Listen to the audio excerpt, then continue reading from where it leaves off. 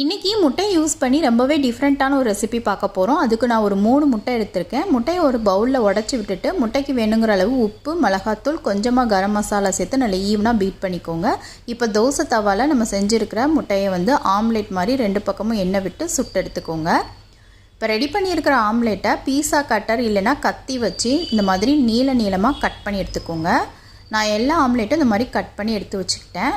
இப்போ stove on பண்ணி கடாயம் வச்சு 1 ஸ்பூன் எண்ணெயில் சின்னதாக கட் பண்ண பூண்டு, அப்புறம் நீளமாக கட் பண்ண வெங்காயம், குடமிளகா, தக்காளி இதெல்லாம் சேர்த்து நல்லா ஈவனாக மிக்ஸ் பண்ணிவிட்டு காரத்துக்கு ஏற்ற மாதிரி மிளகாத்தூள், ஒரு 1/4 ஸ்பூன் டொமேட்டோ சாஸ், கொஞ்சமாக சோயா சாஸ், தேவையான அளவு உப்பு, கொஞ்சம் கரம் மசாலா சேர்த்து நல்லா ஈவனாக மிக்ஸ் பண்ணிவிட்டு நம்ம கட் பண்ணி வச்சுருக்கிற அந்த ஆம்லேட்டை உள்ளே சேர்த்து அந்த மசாலாவோட நல்லா ஈவனாக மிக்ஸ் பண்ணிக்கலாம்.